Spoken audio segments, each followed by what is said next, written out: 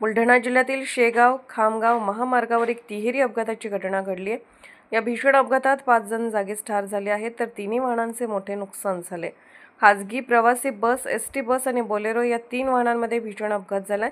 मिळालेल्या माहितीनुसार सकाळी 4:30च्या सुमारास भरधाव बोलेरो कार एसटी बसवर धडकली।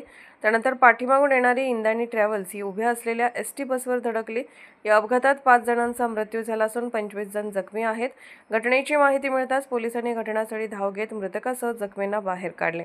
उपविभागीय अधिकारी महसूल डॉक्टर रामेश्वरी पुरीसह अप्पर पोलीस अधीक्षक श्रेणिक लोढा घटनास्थळी पोहोचले होते। आज तुमच्या समोर अपघात झाल्याची माहिती मिळाली काय? आज सकाळी मुंबईवरून अमरावती एक्सप्रेस येत असताना तिथं म्हणजे एक सरकारी बस लक्झरी आणि नंतर 5 मिनिटांनी माहीत पडलं की तिथं बाजूला एक बोलेरो गाडी पण आहे। तिथं आपले करुटले मेजर उभे होते आणि त्यांनी सांगितलं, आम्ही तिथं थांबलो। नंतर ताबडतोब फोन केला आपले पवार साहेब, ॲडिशनल एस पी लोढा साहेब व ताबडतोब तिथं बंदोबस्त पोचला। रमेश अवचार ॲम्ब्युलन्स पोचली।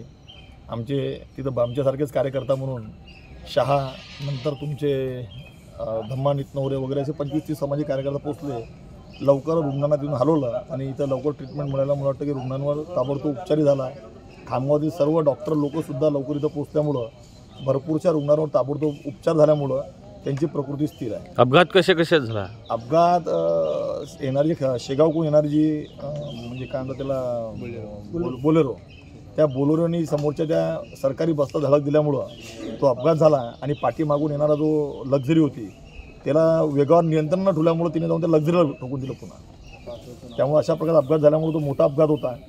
पण त्यामुळं फक्त मला वाटतं की बोलेरोमधले 4 लोक त्यात मृत्यू पावलेले आहे आणि एक लक्झरीमधली एक महिला मृत्यू पावलेली। आपण घटनास्थळी पोहोचले त्यावेळेस काय दृश्य काय होतं नेमकं? दृश्य म्हणजे लोकांचा सकाळी अंधार होता, तिथे काही उजेडाची व्यवस्था नव्हती, पण लोक आपापल्या याच्यामध्ये ओरडत होते। काही लोक फसलेले होते, काही ॲम्ब्युलन्सच्या आतमध्ये होते, काही आपल्या बसमध्ये होते, काही लोक, एक ड्रायव्हर आपल्या याच्यामध्ये स्टेजमध्ये फसलेला होता।